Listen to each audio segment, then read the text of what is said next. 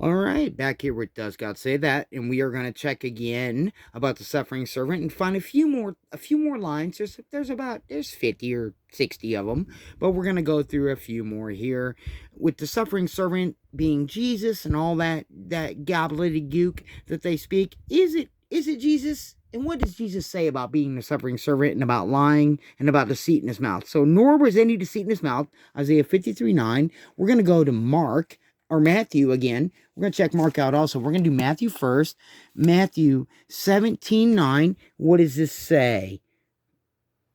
Tell the vision to no one until the Son of Man is risen from the dead. And we know that Psalms 146:3 says, don't put your trust in princes or the Son of Man because there's no hope, right? So we know Jesus is lying again right here. Don't tell anyone. That is deceit, okay? Now we're going to look at Mark 8:30. What does Mark 8:30 say? Mark 8:30, that's odd. Who would pick that quote out? Oh, here we are. He said to them, but who do you say I am? Of course, he always wants someone to tell him who he is instead of him telling them who he is. And the Messiah probably wouldn't even know until he was the king, and then it'd be obvious. Peter answered and said to him, you are the Christ. And in 30, what does he say? Then he strictly warned them that they should tell no one about him. That sounds like deceit to me. That's deceit. The Messiah is not going to do that, okay? Now we're going to check out Luke 5:14. Luke, all right? This is in every book. Luke 5:14, right? Here's what happened. I am willing, he cleansed. Then he put out his hand and touched him, saying, I am willing, he cleansed. Immediately the leprosy left him, and he charged him to tell no one. Who is this dude?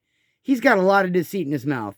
And I can assure you right now that if Isaiah 53 is talking about the suffering servant who will not lie and not have deceit, they're not talking about Jesus.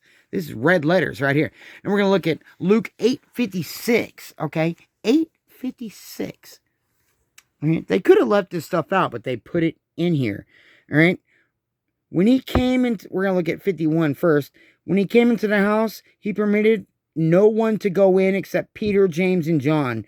Does this sound like the Mormons? It does.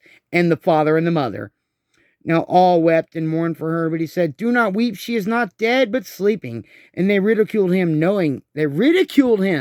Why would they do that if this was God, born of a virgin and all that crazy crap? All right. But he put them all outside. Okay. They all had to leave. Took her by the hand, so I didn't see it, and called, saying, little girl, arise. Then her spirit returned, and she arose immediately, and he commanded that she be given something to eat. And her parents were astonished, but he charged them to tell no one what had happened. This guy's a liar, okay? This guy's a liar. He's not the suffering servant, obviously, from Isaiah. And Jesus was a liar, according to Jesus. Does God say that?